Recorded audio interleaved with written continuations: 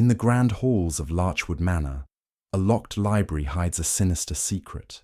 Night after night, rare manuscripts are disturbed, pages torn, yet the lock remains untouched. Miss Jane Marple, with her sharp mind and quiet demeanour, arrives to unravel the mystery. Amidst a cast of suspicious guests, a pompous diplomat, his nervous wife, a secretive scholar, a watchful spinster, and a charming nephew, deceptions and debts intertwine.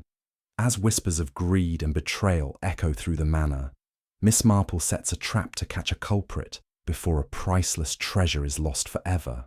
Can she unlock the truth in time? Chapter 1. The Invitation to Larchwood Manor. In the tranquil village of St. Mary Mead, where the seasons turned with predictable gentleness, and the gossip flowed as steadily as the brook by the vicarage, Miss Jane Marple sat in her modest sitting room at Danemead Cottage. The late October sun slanted through the window, gilding the edges of her lace curtains, and casting a soft glow on the polished mahogany table beside her. Her knitting needles moved with the quiet precision of long habit, fashioning a delicate pink shawl for a niece's forthcoming child. On the table lay a letter, its crisp envelope bearing the crest of Larchwood Manor, and its contents had set Miss Marple's keen mind turning. The letter was from Lady Beatrice Ashford, a friend from the distant days of finishing school in Florence, where they had shared confidences over cups of weak tea and practiced deportment under the watchful eye of a formidable Italian governess. Beatrice, now widowed and mistress of Larchwood Manor, was not given to impulsive correspondence, and the urgency of her words struck Miss Marple as unusual. "My dear Jane," the letter began, in Beatrice's elegant, sloping hand, "I find myself in a quandary that requires your particular gift for discernment. A matter of some delicacy has arisen at Larchwood, and I can think of no one better suited to unravel it. I beg you to come at your earliest convenience. Your presence would be a comfort and, I hope, a solution." Miss Marple paused her knitting, her fingers resting lightly on the soft wool. The word delicacy lingered in her thoughts, suggesting a problem not merely practical but personal, perhaps even perilous. Beatrice was a woman of poise, her life ordered by the rhythms of her grand estate, yet this plea hinted at something amiss, something that could not be confided to paper. Miss Marple's clear blue eyes, undimmed despite her years, scanned the letter again.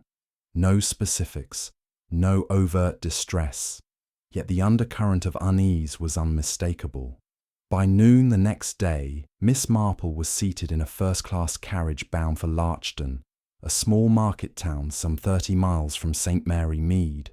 Her small, neat suitcase, packed with practical woolens and a single volume of the Times for the journey, rested in the rack above. The countryside rolled past, fields of stubble, hedgerows, tinged with autumn's rust, and the occasional church spire piercing the low clouds. Miss Marple's thoughts, however, were not on the scenery, but on Larchwood Manor, which she had visited once, years ago, when Beatrice's husband, Sir Reginald, was alive. The manor was a Georgian masterpiece, its Palladian symmetry softened by sprawling gardens and a library famed for its collection of rare manuscripts. What could disturb such a place? The taxi from Larchton station crunched along the manor's gravel drive, and Miss Marple noted the house's shuttered windows, their green paint peeling slightly at the edges, as if the manor were drawing a veil over its secrets. The air was crisp, scented with damp leaves and the faint smoke of a distant bonfire. Beatrice met her at the door, her tall figure draped in a tailored tweed skirt and a silk blouse the colour of claret. Her face, though still handsome, was drawn, and her grey eyes held a flicker of anxiety. "Jane, my dear, you are a saint to come so quickly," Beatrice said, her voice warm but strained. She led Miss Marple into the drawing room, where a fire crackled in the grate and a silver tea service gleamed on a sideboard. Over delicate porcelain cups, Beatrice unfolded the heart of the matter. The library, a sanctuary of oak shelves and ancient tomes, was locked each night by the butler, Mr. Grayson, with a key he kept on his person. Yet for 3 consecutive mornings, it had been found in disarray. Books pulled from shelves, papers scattered across the reading table, and once, a quill pen left inexplicably out of its case. Nothing, however, appeared to be stolen, and the lock showed no signs of tampering. "It's not merely the disorder," Beatrice said, setting her cup down with a faint clink. "It's the sense of violation.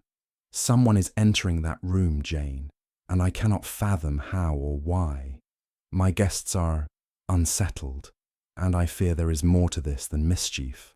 Miss Marple sipped her tea, her expression serene but her mind alert. "Your guests," she said gently. "Tell me about them."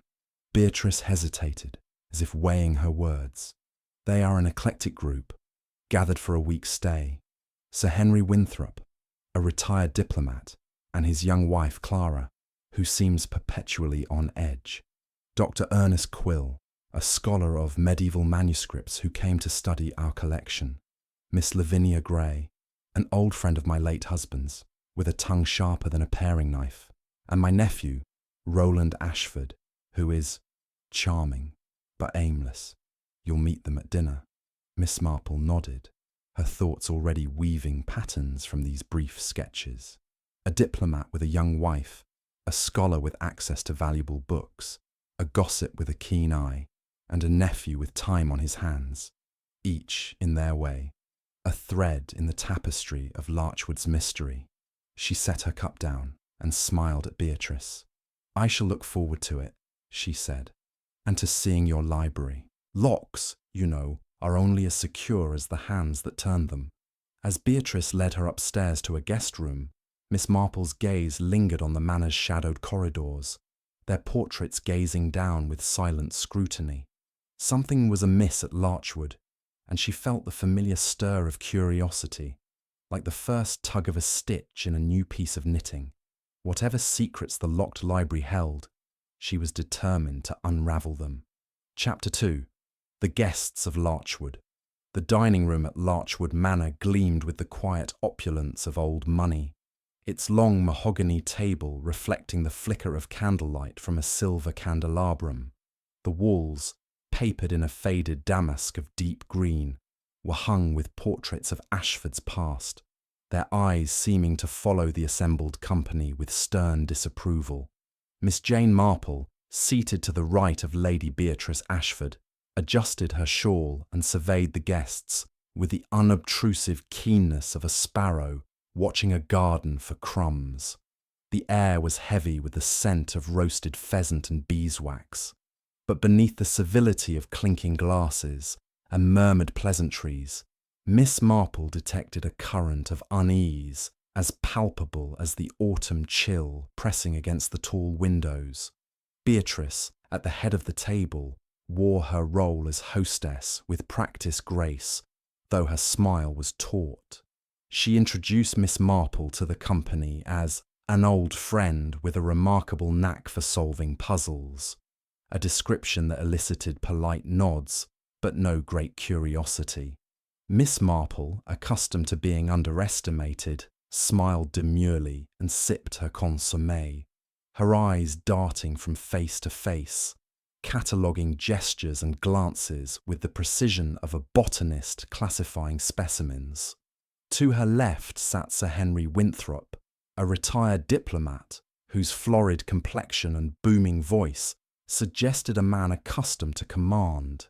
His moustache, meticulously waxed, quivered as he recounted an anecdote from his days in Constantinople, a tale of dubious authenticity that held the table's attention through sheer volume.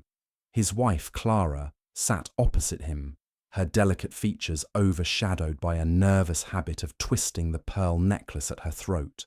She was younger than Sir Henry by some 30 years, her blonde curls and wide blue eyes giving her the look of a porcelain doll, though one whose paint was beginning to crack under strain. Her laughter, when it came, was high and brittle, like glass struck too sharply.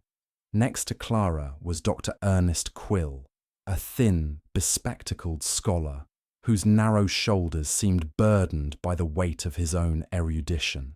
His fingers, long and ink-stained, drummed a restless rhythm on the tablecloth, and his eyes, magnified by thick lenses, darted toward the library door at intervals, as if drawn by an invisible thread. He spoke little, offering only curt replies when addressed, his attention seemingly elsewhere. Miss Marple noted the faint tremor in his hand as he lifted his wineglass, a detail that suggested more than scholarly preoccupation. Across from Dr. Quill sat Miss Lavinia Gray, a spinster of indeterminate age, whose sharp tongue and sharper eyes marked her as a woman who missed little. Her grey hair was pinned in a severe bun, and her black dress, though impeccably cut, seemed chosen to blend into the shadows rather than attract attention. She leaned toward Beatrice, her voice low but carrying, as she remarked on the decline of modern manners. "In my day," she said, "guests knew their place and kept it." Her glance flicked toward Roland Ashford, Beatrice's nephew, who sat at the far end of the table, his handsome face lit with a charming but insouciant smile. Roland, in his late 20s, had the easy grace of a man who had never wanted for much. His dark hair was slightly tousled, and his dinner jacket, though well tailored, was worn with a careless air. He toyed with his fork, his eyes flitting about the room, lingering now and then on the heavy oak door that led to the library. When Sir Henry's anecdote faltered, Roland interjected with a witty remark that drew a laugh from Clara and a scowl from Miss Gray. Miss Marple observed his charm with interest, noting how it masked a certain restlessness, like a cat prowling a room it knows too well. The meal progressed through courses: pheasant with chestnut stuffing, glazed carrots, and a delicate lemon soufflé, each served with the silent efficiency of Larchwood's staff. The butler, Mr. Grayson, a stooped man with a face like weathered parchment, moved with the precision of a metronome, his eyes never straying from his duties. Miss Marple, however, caught the faint tightening of his lips when Sir Henry demanded more wine, a sign of disapproval so subtle it might have gone unnoticed by a less observant eye. Conversation turned to the library, prompted by Beatrice's mention of its treasures. "The collection is quite remarkable," she said, her voice carefully neutral. "We have a 14th century Book of Hours, among other things, which Dr. Quill has been kind enough to study." Dr. Quill inclined his head, but his expression was guarded, as if the mention of his work stirred some private concern. Sir Henry, emboldened by claret, launched into a lecture on the value of rare books, his voice carrying over the table like a foghorn. "Worth a fortune, I'd wager," he said, his eyes gleaming. "Though I dare say they're safer here than in some dusty museum." Clara's hand froze on her glass, and Miss Marple noted the sudden pallor of her cheeks. "They're just books, Henry," she said, her voice barely above a whisper. "What use are they to anyone?" Sir Henry chuckled, patting her hand with a condescension that made her flinch. "My dear, you wouldn't understand. It's about prestige, not utility." Miss Gray's lips pursed, and she muttered something about new money that drew a stifled laugh from Roland. Dr. Quill, however, remained silent, his fingers resuming their restless dance. Miss Marple, stirring her tea, filed away these reactions, each a thread in the pattern she was beginning to weave. After dinner, the party adjourned to the drawing room for coffee, but Beatrice invited Miss Marple to see the library first. The two women crossed the hall, their footsteps muffled by the thick Persian rug, and entered a room that seemed to belong to another century. The library was vast, its high ceiling coffered with dark oak, its walls lined with shelves that groaned under the weight of leather-bound volumes. A long table dominated the centre, its surface cluttered with manuscripts and a single brass lamp casting a golden pool of light. The air smelled of old paper and polished wood, with a faint undercurrent of dust. Beatrice pointed to the door, its brass lock gleaming in the lamplight. "Grayson locks it every night at 10 sharp," she said. "He keeps the key on a chain, and no one else has access. Yet every morning we find it like this." She gestured to the table, where a volume of Spenser's Faerie Queene lay open, its pages ruffled as if by a careless hand. A blotter nearby bore a smudge of ink, and a quill pen, usually kept in a locked case, rested askew. Miss Marple approached the table, her small, neat figure dwarfed by the room's grandeur. She examined the lock, running her fingers along its edges, then studied the windows, their iron bars unyielding against the night beyond. "No signs of forcing," she murmured, almost to herself. "And the windows are secure. Tell me, Beatrice, who has reason to come here at night?" Beatrice's brow furrowed. "No one, Jane. The guests have access during the day, under Grayson's supervision. Dr. Quill spends the most time here, of course, but even he retires by evening." Miss Marple nodded, her eyes lingering on the smudged blotter. "And this ink, does anyone use a fountain pen?" "Not to my knowledge," Beatrice said. "Ballpoints are more common, though Dr. Quill might use one for his notes. He's particular about his work." Miss Marple's lips curved in a faint smile, the kind that suggested she had noticed something others had missed. "Particularity can be revealing," she said. "Let us return to the others. I should like to know them better." Back in the drawing room, the guests had settled into their roles. Sir Henry held court by the fireplace, expounding on the virtues of British diplomacy, while Clara sat on a sofa, her hands folded tightly in her lap. Dr. Quill stood by a bookcase, leafing through a volume with an air of distraction, and Miss Grey, seated near the window, watched the room with the intensity of a hawk. Roland, lounging in an armchair, was attempting to teach Clara a card trick, his laughter light, but his eyes sharp. Miss Marple accepted a cup of coffee from Grayson and settled into a wing-back chair, her knitting bag at her feet. She listened as Sir Henry's voice rose and fell, noting how his anecdotes seemed designed to impress rather than inform. Clara's responses were polite but strained, her fingers twisting a lace handkerchief until it threatened to tear. Dr. Quill, when drawn into conversation, spoke in clipped sentences, as if guarding his thoughts. Miss Grey, meanwhile, dropped barbed remarks about the weather, the food, and Roland's idle habits, each comment laced with a knowing glance that invited agreement. Roland, undeterred, flashed a grin at Miss Marple. "You're awfully quiet, Miss Marple," he said. "Not much for cards, I suppose?" "Oh, I enjoy a game now and then," she replied, her voice mild, "though I find observing the players often more instructive than the cards themselves." Roland laughed, but his eyes narrowed slightly, as if he sensed the weight behind her words. Miss Marple sipped her coffee, her mind turning over the evening's observations. Sir Henry's bluster, Clara's nerves, Dr. Quill's distraction, Miss Grey's vigilance, Roland's charm. Each was a piece of the puzzle, and the library, with its locked door and disturbed contents, was the heart of it.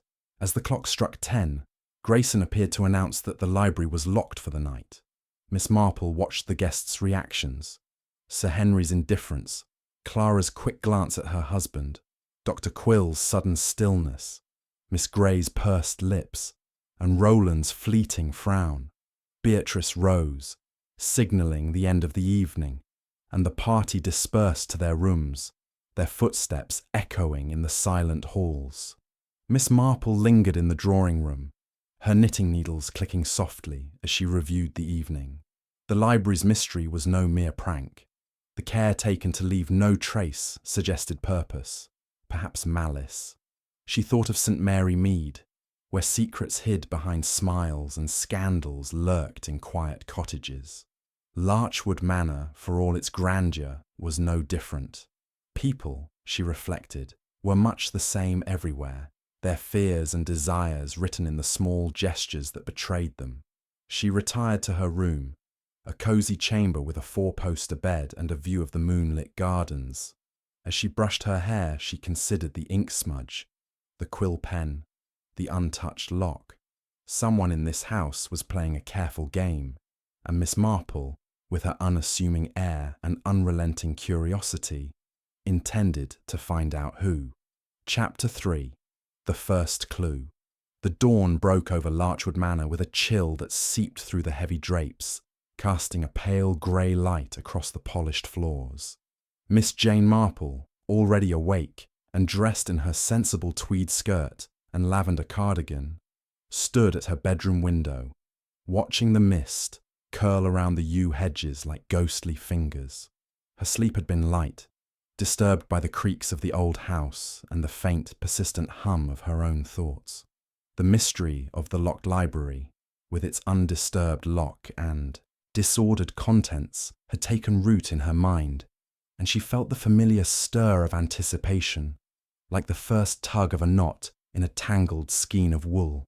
At 6:30, she descended the grand staircase, her small, neat figure moving with quiet purpose. Lady Beatrice Ashford, ever an early riser, was waiting in the hall, her face drawn but resolute. "I thought you'd want to see the library first thing," Beatrice said, her voice low as if fearful of waking the house. "It's happened again, Jane, just as I feared."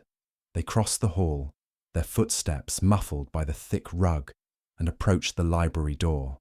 Mr. Grayson, the butler, stood ready with the key, his lined face etched with a mixture of loyalty and unease.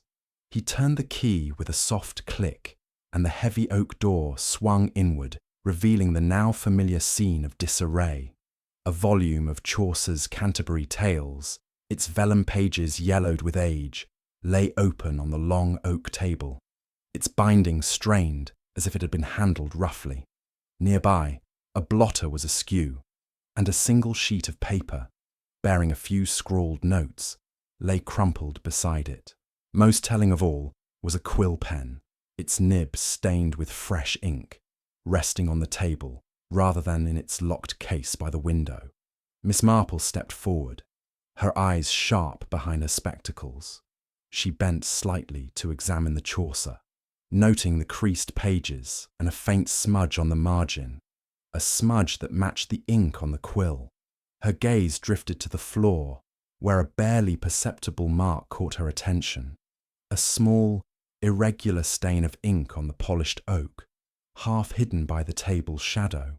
It was no larger than a sixpence, but to Miss Marple it was as significant as a shout in a silent room. "Beatrice," she said, her voice calm but precise, "does anyone in the household use a fountain pen regularly?" Beatrice frowned, considering. "Not that I'm aware of.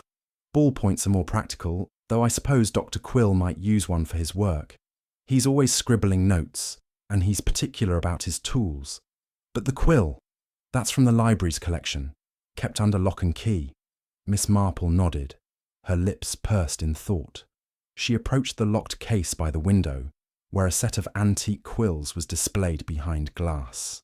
The lock was intact, but the case was slightly ajar, as if someone had opened it with care and failed to secure it fully. "Mr. Grayson," she said, turning to the butler, "you lock this case each night along with the door?" "Yes, ma'am," Grayson replied, his voice steady but his eyes troubled. "I check it myself, every evening at 10. The key stays with me, always." "And you've noticed nothing unusual about the case?" she pressed. Grayson hesitated, his fingers tightening on the key ring. "Now that you mention it, ma'am, it did seem a touch loose last night when I checked, but I thought nothing of it. Old locks can be temperamental." Miss Marple's smile was faint but encouraging. "Old locks indeed. They have their quirks, don't they?" She made a mental note of Grayson's observation, her mind already weaving connections between the quill, the ink, and the elusive intruder. Beatrice, watching her friend's methodical inspection, clasped her hands nervously. Jane, what does it mean? Why go to such trouble to move books and pens, yet take nothing? Miss Marple straightened, her expression serene, but her eyes alight with purpose. It's too early to say, my dear, but every action has a motive, even if it's hidden. We must simply find the thread that ties it all together. They left the library, Grayson locking the door behind them, and Miss Marple spent the morning in quiet observation. She joined Beatrice for breakfast in the morning room, where the other guests appeared one by one, their faces betraying varying degrees of restfulness. Sir Henry Winthrop, his moustache bristling, complained loudly about the hardness of the beds, though his hearty appetite for kedgeree suggested little real discomfort. Clara, his wife, picked at her toast, her eyes red-rimmed as if she had slept poorly. Dr. Ernest Quill, arriving late, muttered an apology and buried himself in a notebook, his pen, a ballpoint, Miss Marple noted, scratching furiously. Miss Lavinia Gray, her black dress crisp as ever, cast sharp glances at the others, her comments laced with a biting wit that seemed to unsettle Clara further. Roland Ashford, Beatrice's nephew, sauntered in last, his charm undimmed but his eyes shadowed, as if he too had been wakeful. Miss Marple, sipping her tea, engaged the housekeeper, Mrs. Dobbs, in conversation as she cleared the plates. Mrs. Dobbs, a stout woman with a no-nonsense air, was forthcoming about the household's routines. Mr. Grayson's meticulous about the library, she said, wiping her hands on her apron. Locks it up tight as a drum every night. But I've seen young Mr. Rowland wandering the halls past midnight, claiming he can't sleep. Restless, that one. Always has been. Restless, Miss Marple echoed, her tone mild. Does he often walk the house at night? Mrs. Dobbs nodded, lowering her voice. More than he ought, if you ask me. Says it's insomnia, but I wonder. He's got that look about him, like a lad with something on his mind. Miss Marple thanked her and turned her attention to the guests, who had moved to the terrace for coffee. The autumn air was crisp, and the lawns stretched before them, bordered by rose bushes stripped bare by the season. Clara paced near the edge, her scarf fluttering in the breeze, while Sir Henry argued with Dr. Quill about the authenticity of a manuscript in the library's collection. All this fuss over scribbles, Sir Henry boomed, his face reddening. Half of them are likely fakes, you know. Dr. Quill's jaw tightened, and he adjusted his spectacles. I assure you, Sir Henry, the Book of Hours is genuine. Its provenance is impeccable. Miss Marple, seated on a wicker chair with her knitting, noted the scholar's defensiveness, as well as the quick glance he cast toward the house.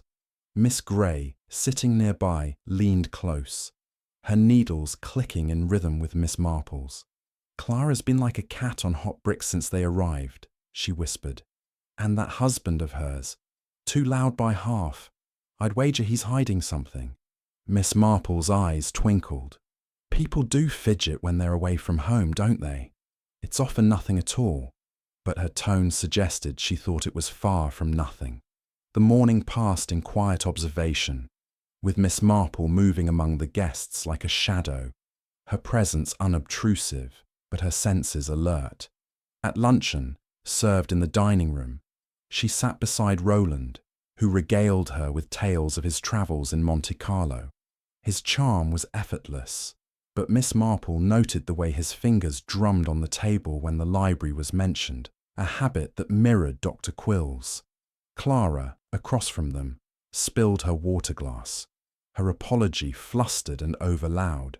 Sir Henry, oblivious, launched into another anecdote, while Miss Gray's sharp eyes missed none of it. After luncheon, Miss Marple excused herself to the garden, where she sat on a bench with her knitting, ostensibly reading a small volume of poetry, but in truth watching the house. Clara emerged, her steps hesitant, and stood by a fountain, staring into the water as if it held answers. Miss Marple considered approaching her, but decided against it. The young woman's nerves were too raw for direct questions. Instead, She filed away the image of Clara's trembling hands, her pale face, and the way her eyes darted toward the library windows.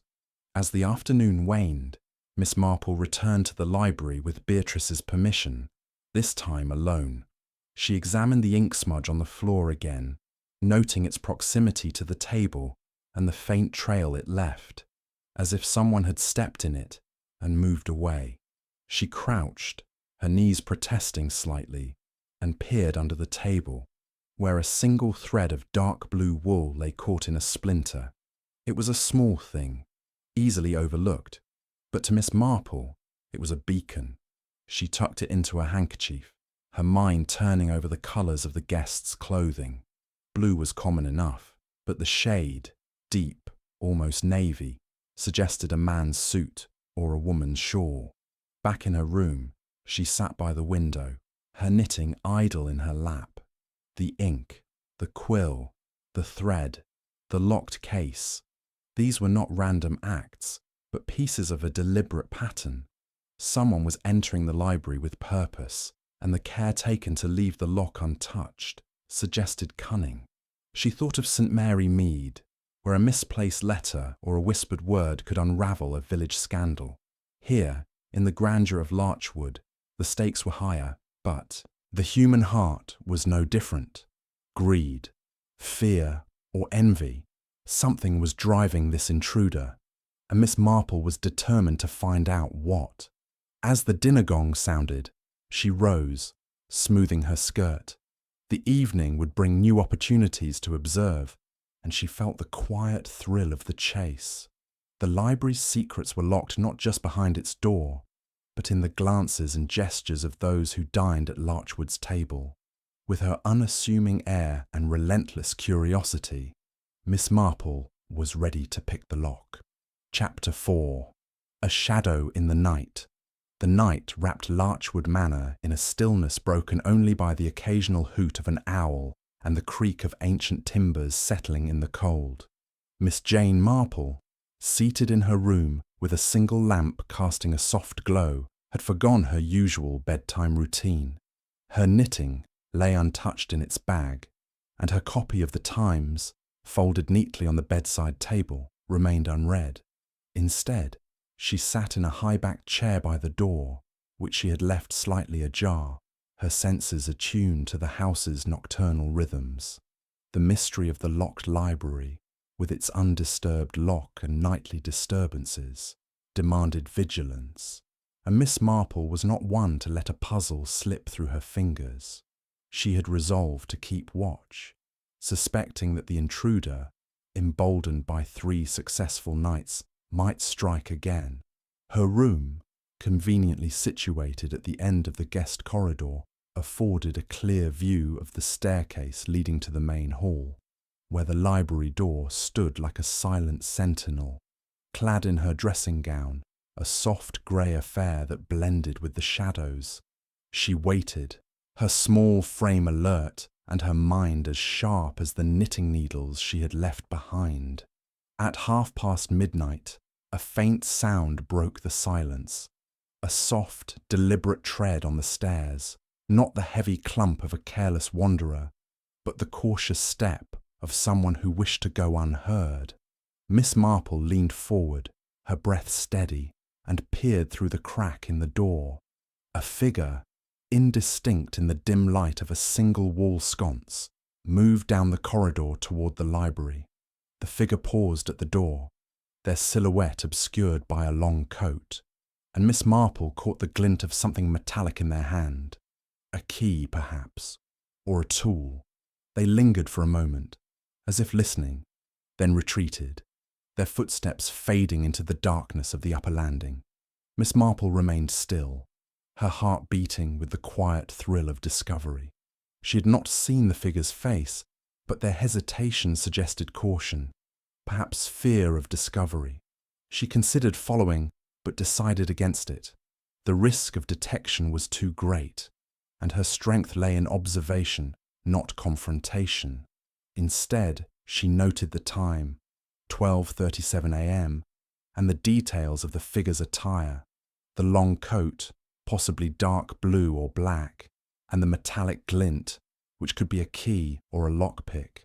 These were threads in the tapestry she was weaving, and she tucked them away with care. The next morning, she joined Beatrice in the library at dawn, as was becoming their custom. The room was, as expected, in disarray. This time, the disturbance centered on a rare manuscript, a 14th century Book of Hours, its illuminated pages glowing with gold leaf and vibrant inks.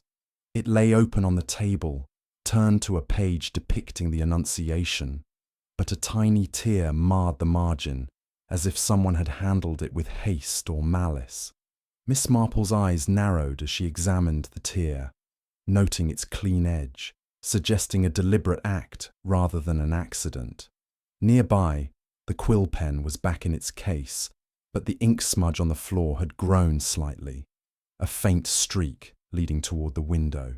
"Beatrice," Miss Marple said, her voice soft but firm, "this tear is no accident. Someone meant to damage this manuscript, though they stopped short of ruin." Beatrice's face paled. "But why? The Book of Hours is priceless.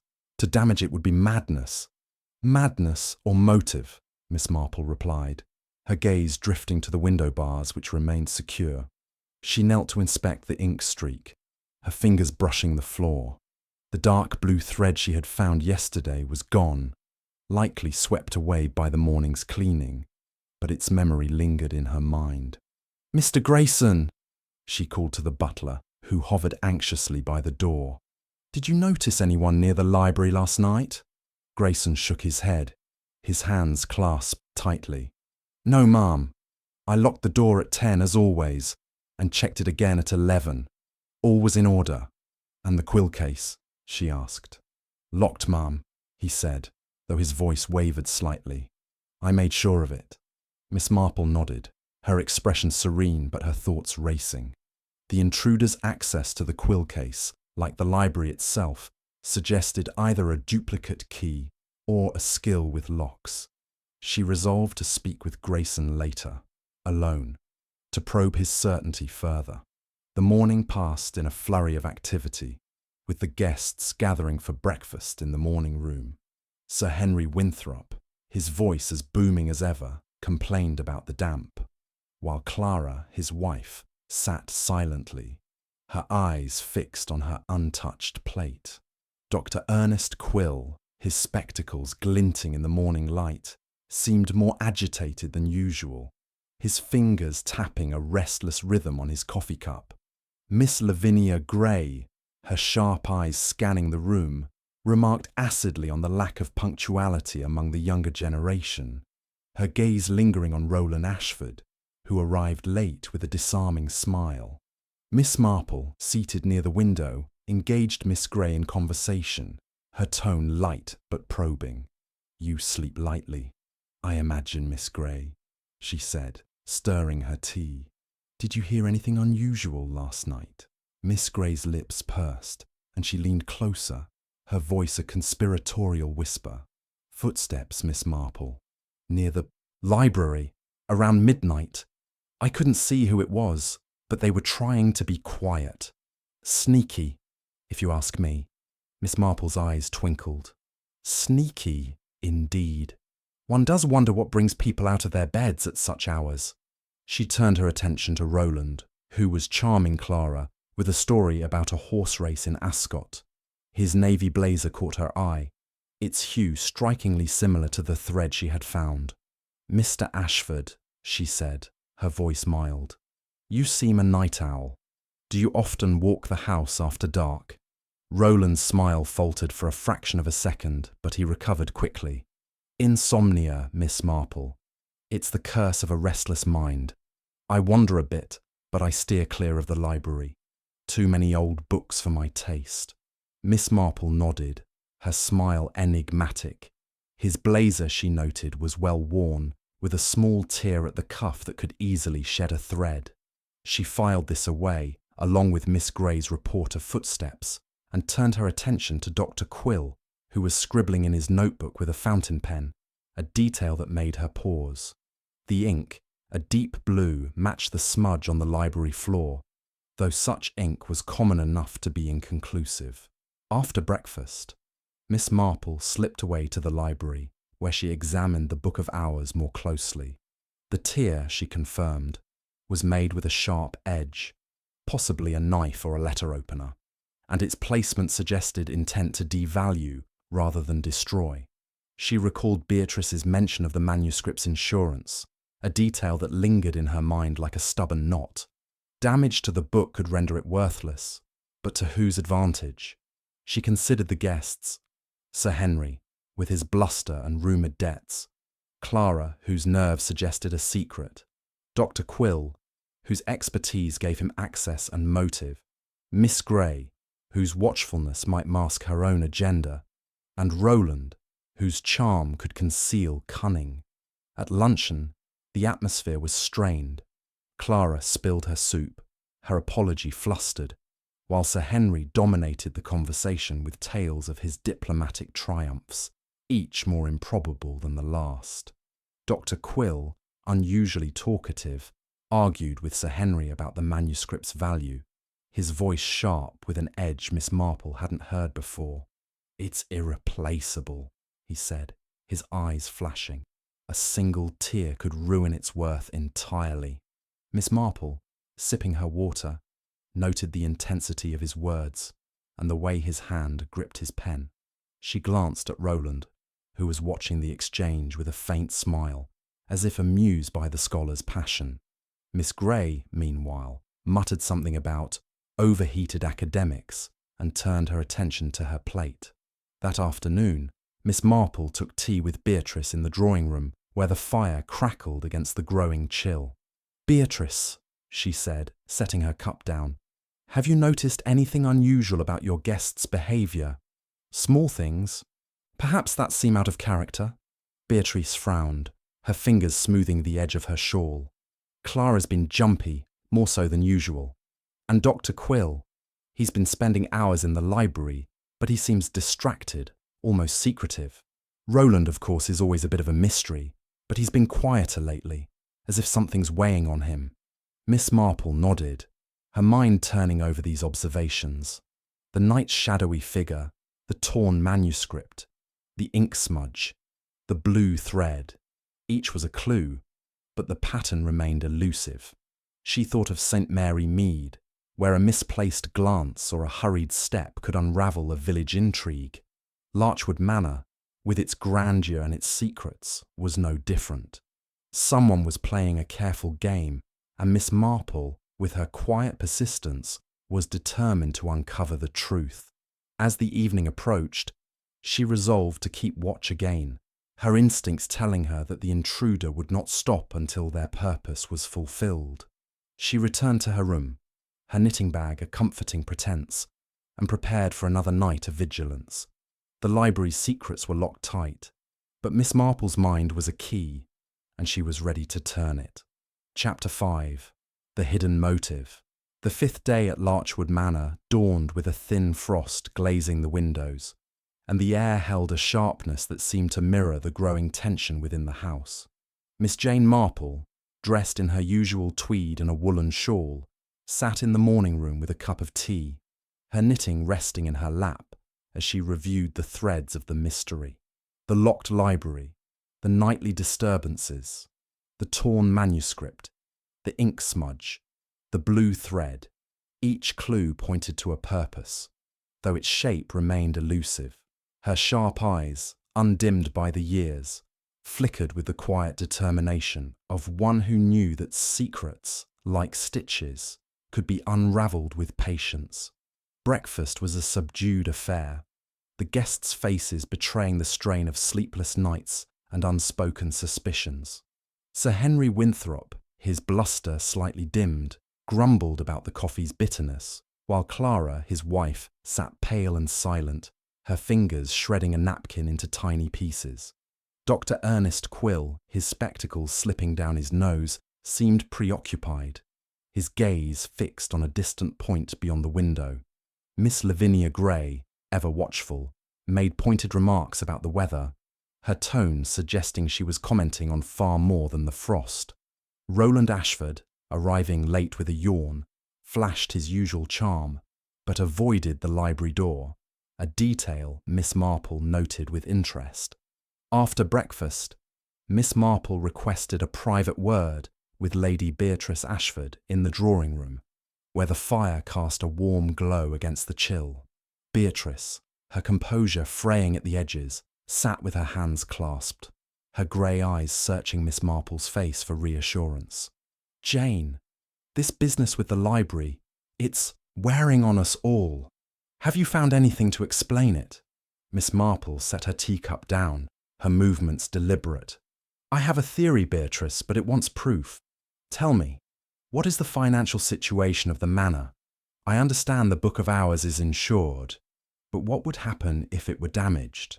Beatrice's lips tightened, and she hesitated before answering. "The manor's upkeep is costly. Sir Reginald left me comfortable but not wealthy, and the library's collection is our greatest asset.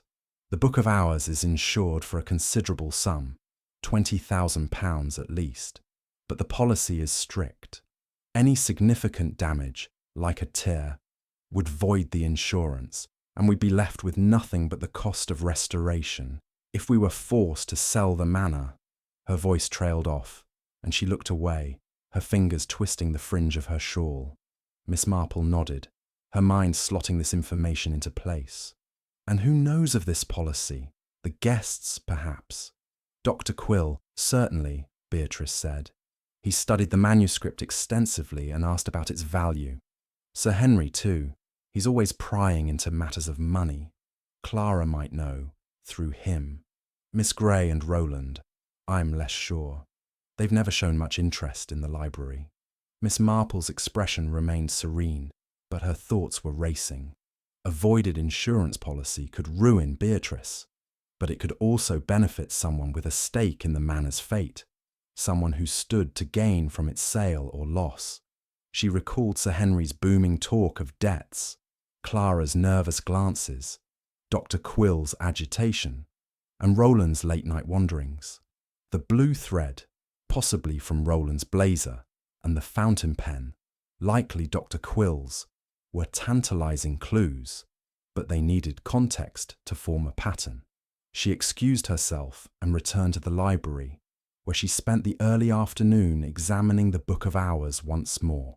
The tear, small but deliberate, was made with a sharp instrument, not a careless hand. She ran her finger along the page, noting the precision of the cut, which stopped just short of the illuminated text. Whoever had done this knew the manuscript's value and aimed to devalue it without destroying its beauty. She checked the quill case, still slightly ajar, and the ink smudge on the floor, now faded but still visible. The library's windows, barred and secure, offered no entry, and the lock on the door remained pristine. The intruder's method was as baffling as their motive. At tea, Miss Marple joined the guests in the drawing room, where the atmosphere was thick with unspoken tensions. Sir Henry, seated by the fire, was regaling Miss Grey with a story of his days in Cairo, his voice loud, but his eyes restless. Clara, perched on a sofa, clutched a teacup as if it were an anchor, her face pale as the porcelain.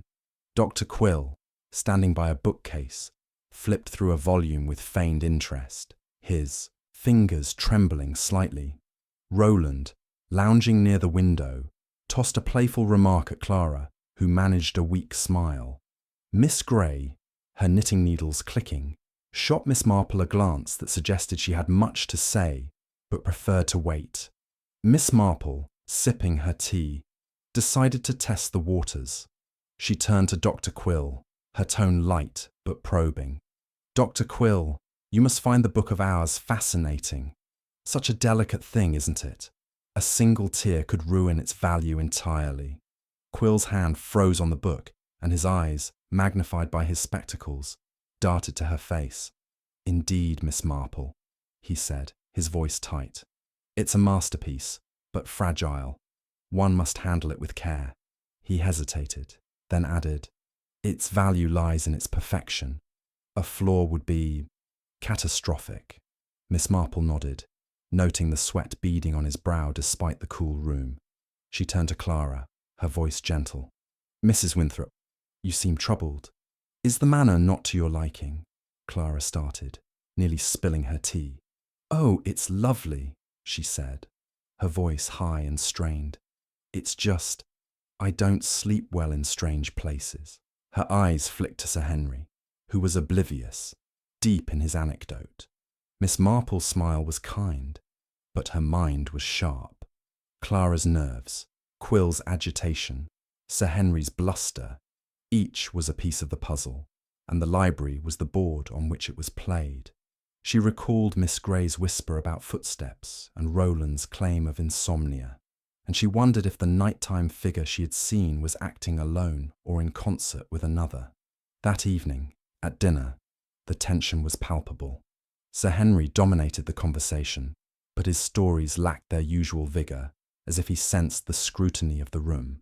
Clara ate little, her hands trembling as she pushed her food around her plate. Dr. Quill, unusually silent, kept his eyes on his fork, while Miss Grey's sharp comments cut through the air like a knife. Roland, seated next to Miss Marple, was charming as ever, but his laughter seemed forced, and his gaze lingered on the library door. After dinner, Miss Marple approached Clara as the guests moved to the drawing room for coffee. "My dear," she said softly, laying a hand on Clara's arm, "if something troubles you, it's often better to share it. A burden carried alone grows heavier." Clara's eyes filled with tears, and she glanced nervously at Sir Henry, who was arguing with Roland about politics. "It's nothing," she whispered, but her voice broke. "It's just Henry. He's in trouble. Debts, I think. He doesn't know I know, but I heard him talking. He's desperate, Miss Marple." Miss Marple patted her hand, her expression one of grandmotherly concern, but her mind racing. "Desperate men can do foolish things," she said gently, "but you mustn't worry alone. We'll sort it out." As Clara nodded, her face a mixture of relief and fear, Miss Marple's thoughts turned to Sir Henry. Debts could drive a man to reckless acts, and the Book of Hours, with its vast insurance value, might be a temptation. But how did Dr. Quill fit in, with his fountain pen and his knowledge of the manuscript? And Roland, with his nighttime wanderings and navy blazer, the blue thread, the ink smudge, the torn page. These were no accidents but steps in a careful dance, and Miss Marple was determined to learn the tune. She retired early, claiming fatigue, but instead prepared for another night of vigilance. The library's intruder was growing bolder, and the tear in the manuscript suggested a motive tied to money or malice. As she sat by her door, the house settling into silence, she thought of St. Mary Mead, where a whispered rumour or a misplaced letter could unravel a village plot. Larchwood Manor was grander, but its secrets were no less human. Someone was risking much to enter that locked room, and Miss Marple, with her quiet persistence and unerring eye, was ready to catch them in the act. Chapter 6. The Trap is Set. The 6th day at Larchwood Manor unfolded under a sky heavy with clouds, the air thick with the promise of rain. Miss Jane Marple, seated in her room with a cup of cooling tea, felt the weight of the mystery pressing upon her like the gathering storm. The locked library, with its nightly intrusions and deliberate damage to the Book of Hours, was no longer a puzzle of idle mischief, but a calculated act, its motive woven into the tangled threads of the guest's desires and fears. Her knitting lay untouched, her mind too occupied with the clues she had gathered, the ink smudge, the dark blue thread, the torn manuscript, Clara's confession about Sir Henry's debts, and Dr. Quill's nervous agitation. Each was a piece of the pattern, and Miss Marple, with her unerring instinct for human nature, was determined to see it whole. At breakfast, the atmosphere was brittle, the guests moving through their routines with the strained politeness of those who sense a storm brewing within as well as without. Sir Henry Winthrop, his face flushed from the morning's claret, spoke loudly of a hunting trip in Scotland, but his eyes darted to his wife, Clara, who sat with her hands folded tightly, her gaze fixed on her untouched plate. Dr. Ernest Quill, his spectacles fogged from the steam of his coffee, scribbled in his notebook with a fountain pen, its dark blue ink catching Miss Marple's eye. Miss Lavinia Gray, her lips pursed, made acerbic comments about the damp, her sharp gaze missing nothing. Roland Ashford, arriving late with a disarming smile, seemed subdued, his charm tempered by a shadow of unease. Miss Marple, sipping her tea, observed them all, her mind turning over Clara's whispered revelation about Sir Henry's debts and Beatrice's disclosure about the Book of Hours insurance. The manuscript's value, tied to its pristine condition, was a fulcrum on which the mystery turned. Damage it, and the insurance would be void, plunging Beatrice into financial ruin. But who would gain from such an act? Sir Henry, perhaps, if he sought to force a sale of the manor to settle his debts. Dr. Quill, with his intimate knowledge of the manuscript. Or Roland, whose nighttime wanderings suggested more than insomnia. After breakfast, Miss Marple sought out Beatrice in the morning room, where the fire struggled against the chill seeping through the windows. "Beatrice," she said, her voice calm but resolute, "we must act to draw the intruder out. I propose a small deception. At dinner, announce that the Book of Hours is to be sent to London tomorrow for appraisal. Say it's to ensure its safety, given the recent disturbances. Whoever is behind this may feel compelled to act tonight, before the manuscript leaves." Beatrice's eyes widened, but she nodded. "A trap, Jane. It's bold, but I trust your judgment. What if they're dangerous?" Miss Marple's smile was serene. "I doubt they'll risk violence, my dear. They've been careful so far, and caution suggests fear of discovery. We'll be ready for them." The day passed in a quiet hum of anticipation. Miss Marple spent the afternoon in the library, ostensibly reading, but in truth examining the room once more. She noted the ink smudge on the floor, now faint but still traceable to the window, and the quill case, which Grayson swore he had locked tightly the previous night. The Book of Hours, its tear a silent accusation, lay under a glass cover, its illuminated pages glowing in the dim light. She ran her fingers along the table's edge, searching for further clues, but found only the smooth grain of the oak and a lingering sense of intrusion. At tea, she engaged Dr. Quill in conversation, her tone light but her questions pointed. "You must find the Book of Hours a burden as well as a treasure," she said, offering him a scone. "Such value, yet so fragile. A single misstep could ruin it." Quill's hand paused, his teacup halfway to his lips. "Quite so, Miss Marple," he said, his voice strained. "It's a responsibility. One must be vigilant." His eyes flicked to the library door, and Miss Marple noted the beads of sweat on his brow, despite the cool room. She turned to Clara, who sat nearby, her hands twisting a lace handkerchief. "Mrs. Winthrop, you seem fond of the manor's gardens. Have you explored them at night? The moonlight can be quite revealing." Clara flushed, her eyes darting to Sir Henry, who was arguing with Roland about politics. "Oh no," she said, her voice barely audible. I don't like the dark." Miss Marple nodded, her expression kind but her mind sharp. Clara's fear, Quill's tension, Sir Henry's bluster, they were all threads in the same fabric, and the library was the loom. At dinner, Beatrice followed Miss Marple's plan. As the dessert course, poached pears and brandy was served, she cleared, her throat, her voice carrying over the clink of silver.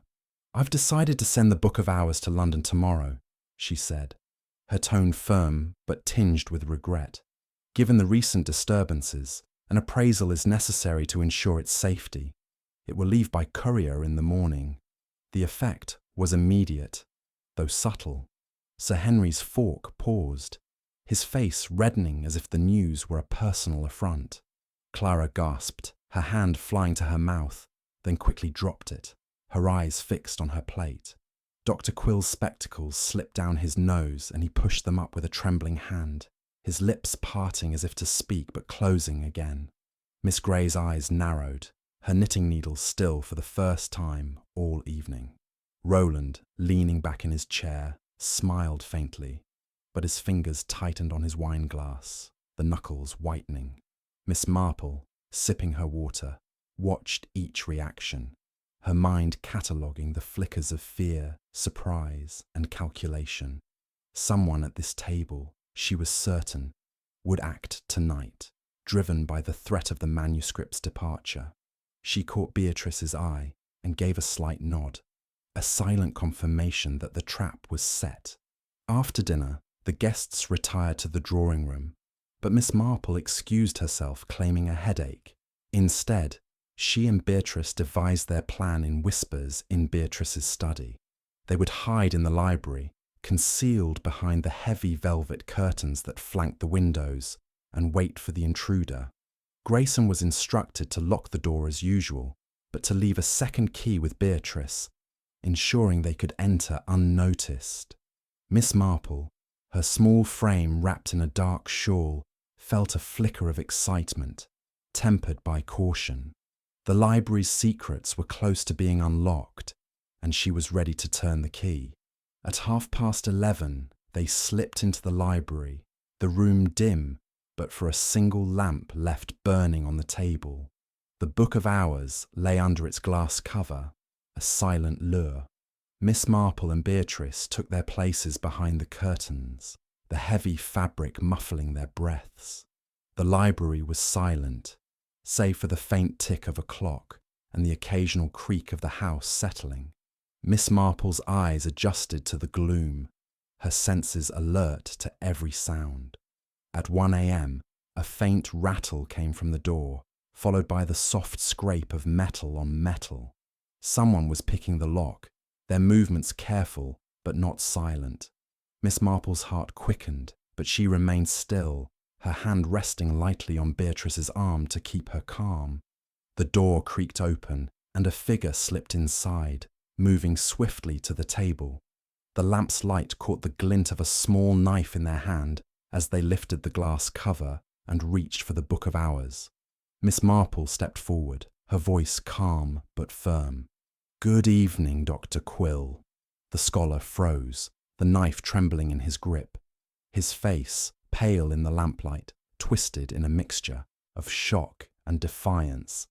"Miss Marple," he stammered. I was only checking the manuscript." Beatrice emerged from behind the curtain, her expression stern. "Explain yourself, Ernest. Why are you here with a knife at this hour?" Quill's shoulders slumped, the knife clattering to the table. "I meant no harm," he said, his voice breaking. I was only following orders." Miss Marple's eyes narrowed. "Orders, Dr. Quill. From whom?" But Quill shook his head, his lips pressed tight, as if fear had sealed his confession. Miss Marple exchanged a glance with Beatrice, her mind already turning to the next step. The trap had caught its prey, but the full pattern of the mystery remained just out of reach. Someone else, she suspected, was pulling the strings, and the night's work was far from done. Chapter 7. The Truth Unlocked. The library at Larchwood Manor stood hushed in the lamplight, its oak shelves and ancient tomes bearing silent witness to the drama unfolding at its heart.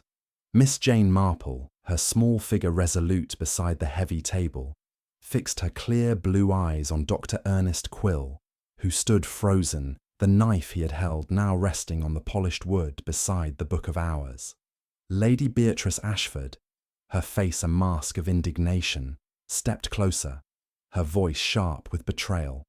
"Ernest, you will tell us the truth at once. What were you doing with that knife? And who put you up to this?" Dr. Quill's spectacles glinted as he looked from Beatrice to Miss Marple, his thin frame trembling like a leaf caught in a gust. His earlier defiance crumbled, and he sank into a chair, his hands covering his face. "I didn't want to," he said, his voice muffled. I swear I meant no real harm. It was only meant to be a small cut, enough to spoil the value. Miss Marple's expression remained serene, but her mind was alight with the clarity of a puzzle nearing completion. Spoil the value, she repeated softly. To void the insurance, perhaps. Tell us, Dr. Quill, who benefits from such an act, and why you, a scholar of manuscripts, would risk your reputation for it. Quill's hands dropped, revealing eyes red with strain. He drew a shaky breath, as if the weight of his confession were too much to bear. It was Mr. Hargrove, he said at last, his voice barely above a whisper. A collector in London. He's wanted the Book of Hours for years, but Beatrice refused to sell. He offered me a substantial sum to damage it, just enough to make it uninsurable. He knew Beatrice would be forced to sell the manor, and he planned to buy the manuscript at a fraction of its worth. Beatrice gasped, her hand rising to her throat. Hargrove? That odious man.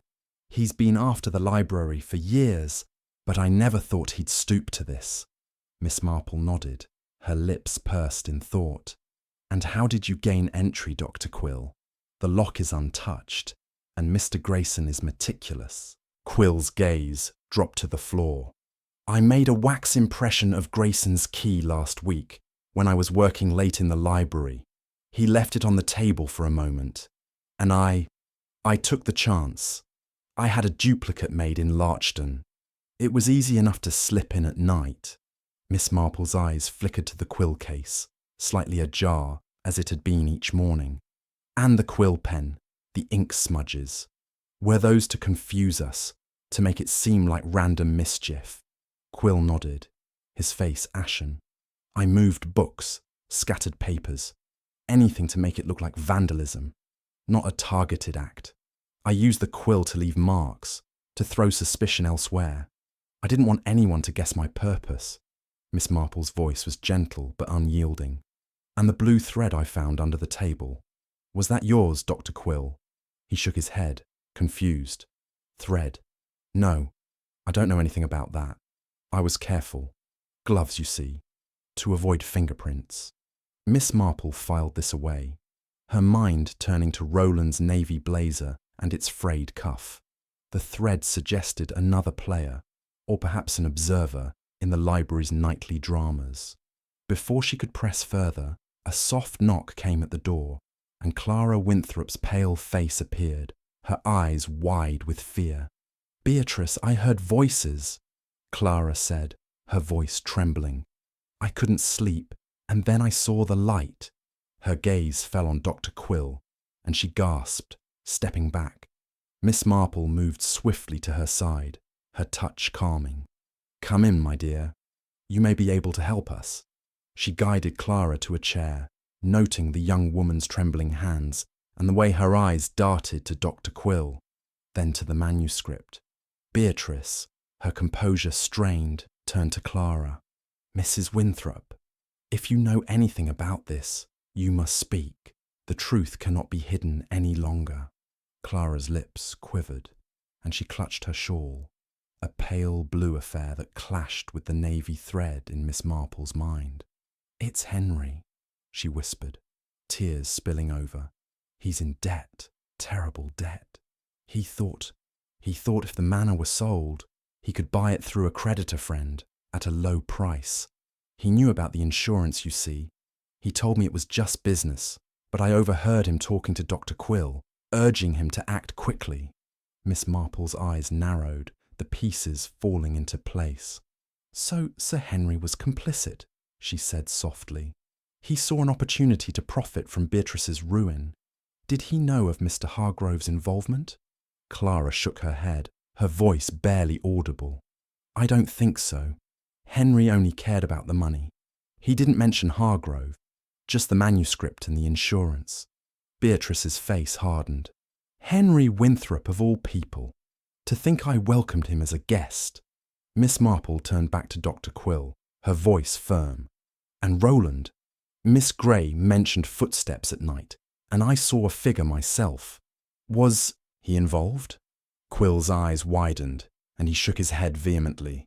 No, not Roland. He's been suspicious, I think. I caught him watching me once, near the library, but he never said anything. I swear it was just me, and Hargrove's orders. At that moment, the library door opened again, and Roland Ashford stepped in, his face pale, but his jaw set.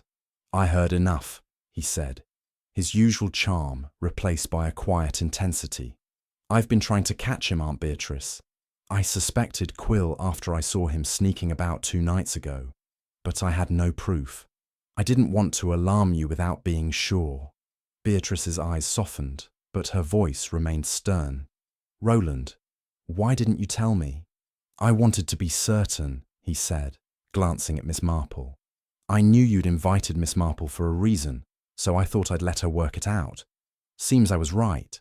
Miss Marple's smile was faint but approving.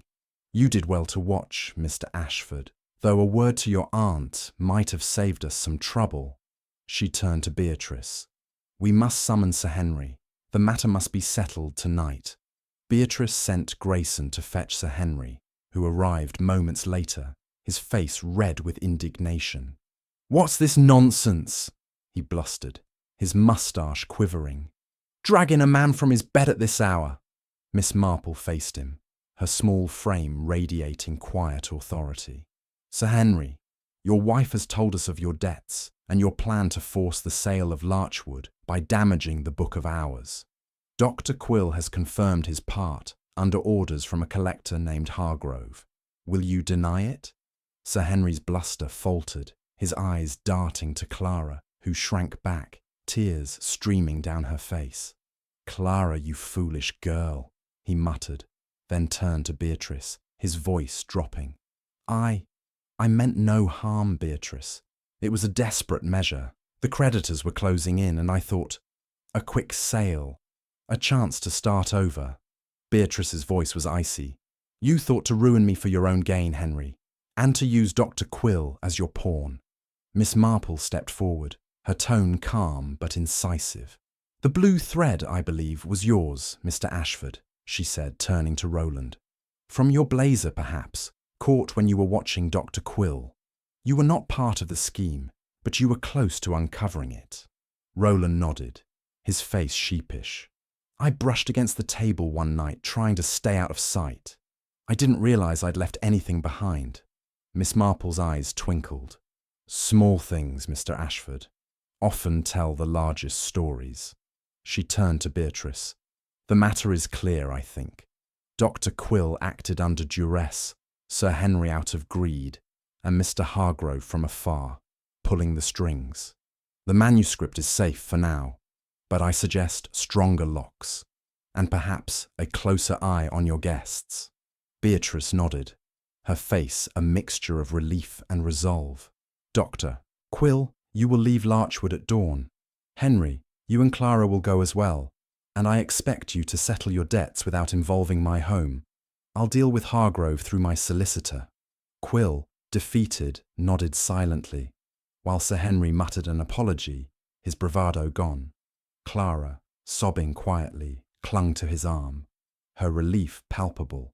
Roland stepped forward, his voice soft. I'm sorry, Aunt Beatrice. I should have spoken sooner. Beatrice touched his shoulder, her expression softening. You meant well, Roland. That's enough. As the group dispersed, Miss Marple lingered in the library, her gaze resting on the Book of Hours. The mystery was solved, but its echoes lingered, a reminder of the fragility of trust and the power of greed. She thought of St. Mary Mead, where motives were simpler but no less human. Larchwood's grandeur had not shielded it from betrayal, but her quiet persistence had brought the truth to light. Chapter 8. The Quiet Return. The morning of Miss Jane Marple's departure from Larchwood Manor broke with a tentative sun, its rays piercing the lingering clouds to gild the frost-tipped lawns. The manor, though still grand in its Georgian symmetry, seemed to exhale a sigh of relief, as if the unmasking of the library's intruder had lifted a weight from its ancient stones. Miss Marple, dressed in her familiar tweed and a neatly pinned hat, stood in the hall, her small suitcase packed, and her knitting bag slung over her arm.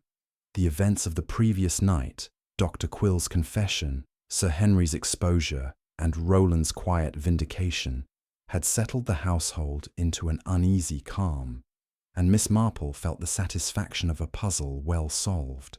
Lady Beatrice Ashford, her composure restored but her eyes shadowed with fatigue, clasped Miss Marple's hands as they stood by the front door. "Jane, I cannot thank you enough," she said, her voice warm but tinged with lingering dismay. "To think that my own guests would conspire against me.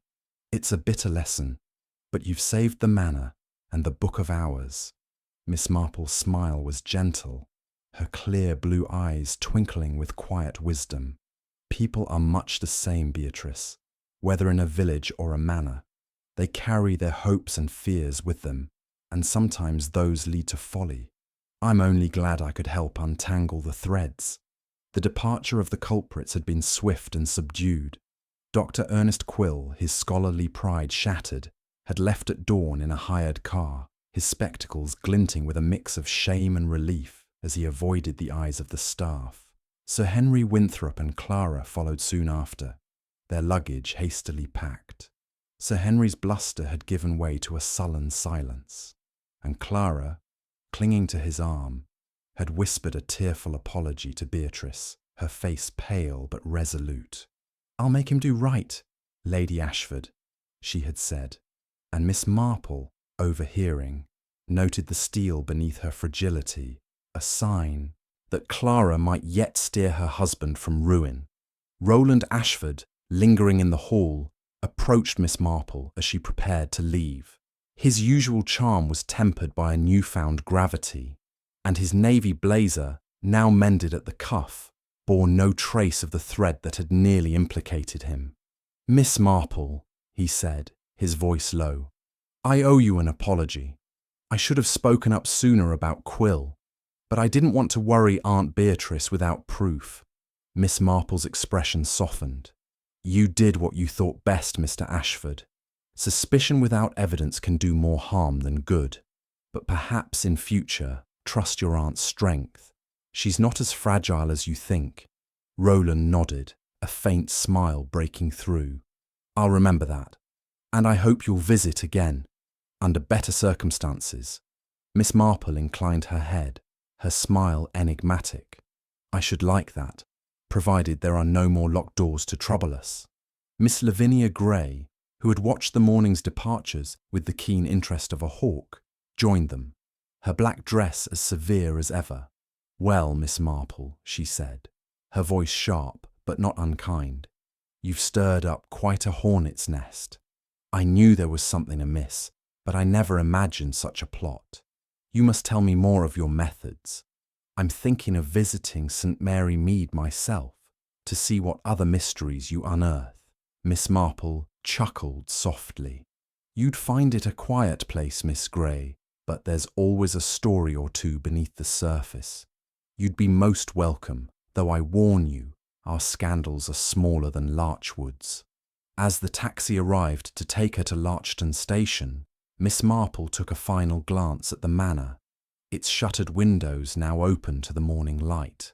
The library, with its priceless manuscripts and heavy lock, was secure once more, though Beatrice had promised to install a modern safe for the Book of Hours, a precaution against future schemers.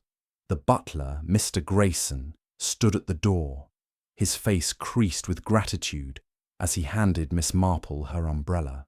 "You've done us a great service, ma'am," he said, his voice gruff. "We'll not forget it." The train journey back to St. Mary Mead was uneventful, the countryside rolling past in a blur of autumn golds and russets. Miss Marple, her knitting bag at her side, opened the Times, but found her thoughts drifting to Larchwood. The mystery had been a tangle of greed and desperation, Dr. Quill's betrayal for a collector's coin, Sir Henry's scheme to escape his debts, Clara's reluctant complicity, and Roland's silent watchfulness. The blue thread, the ink smudge, the torn page, each had been a clue, but it was the human heart, with its frailties and ambitions, that had unlocked the truth. Back in her cottage at Danemead, Miss Marple settled into her familiar armchair, the fire crackling in the grate and the scent of lavender from the garden drifting. Through the open window, she picked up her knitting, the pale pink shawl for her niece's child, and resumed her work, the needles clicking in a soothing rhythm. The world of Larchwood Manor, with its grand halls and hidden motives, seemed distant now, but its lessons lingered. A nervous glance, a trembling hand, a misplaced thread. These were the signs that betrayed the guilty, as surely in St. Mary Mead as in a Georgian manor. As she knitted, Miss Marple's thoughts turned to the village, where gossip was already stirring about Mrs. Price's new lodger and young Tom's late-night wanderings. She smiled faintly, her eyes bright with curiosity. Larchwood's mystery was solved, but St. Mary Mead, with its quiet lanes and watchful eyes, would always have another waiting, and Miss Marple, with her unassuming air and relentless insight, would be ready to unravel it.